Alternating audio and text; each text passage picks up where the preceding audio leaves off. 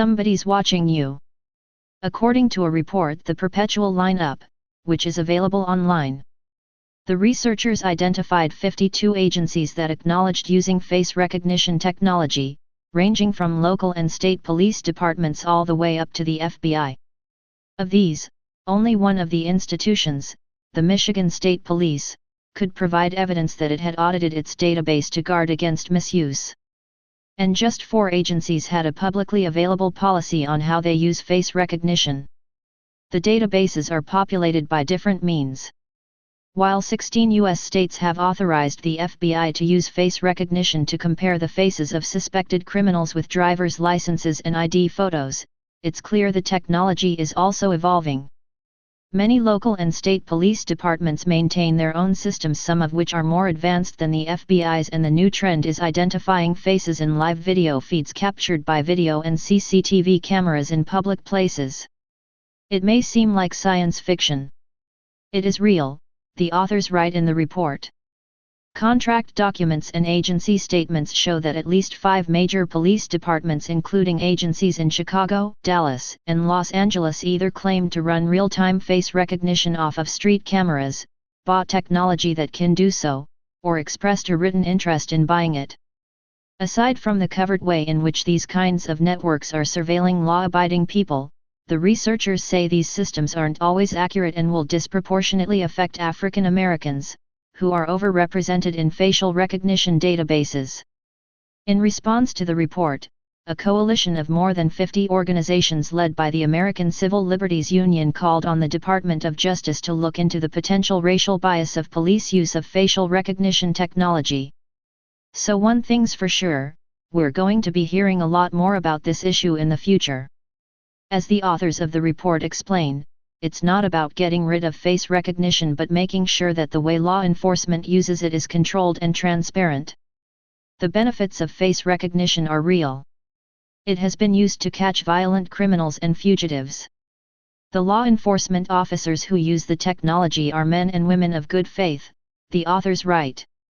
Rather, this report offers a framework to reason through the very real risks that face recognition creates. Citizens are paying for police and FBI face recognition systems. They have a right to know how those systems are being used. Not only that, but the existence of these databases is often kept secret from the public, and their use is almost entirely unregulated. By using face recognition to scan the faces on 26 states' driver's license and ID photos, police and the FBI have basically enrolled half of all adults in a massive virtual lineup, says Bedoya. This has never been done for fingerprints or DNA. It's uncharted and frankly dangerous territory. Bedoya and fellow researchers at Georgetown Law spent a year investigating law enforcement face recognition systems, sending more than 100 requests for information on these databases to police departments across the U.S. The results, which number over 17,000 pages of official documents obtained by the report's authors, show that this massive repository of facial data controlled by police and law enforcement agencies is basically being collected and maintained without any rules.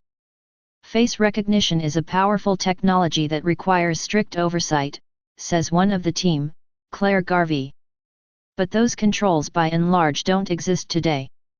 With only a few exceptions, there are no laws governing police use of the technology, no standards ensuring its accuracy, and no systems checking for bias. It's a Wild West. With the rapid growth in facial recognition systems in the U.S., this means that 1 in 2 adults across the country has their face logged in databases used by the police regardless of whether they have a criminal record. According to new research, more than 117 million people in the U.S. now have their face on file in law enforcement networks. Innocent people don't belong in criminal databases, or do they? If they already know who you, or maybe they know what you will do. If you could predict the future, how would you help change it? Well, your body may aid you in predicting the future, even if it's only a couple of seconds. This all may sound familiar to you, especially if you've read the short story Minority Report, by Philip K. Dick. You should recall him from another video of ours, if not we recommend you go back and look into it.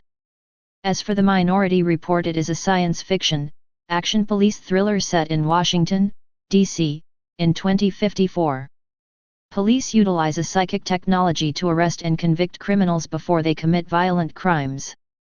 The story follows John Anderton, a pre-crime police detective who is on the run because the psychic technology predicts John will commit a murder. Precognitive or strong psychic humans are the main source of power of the pre-crime unit.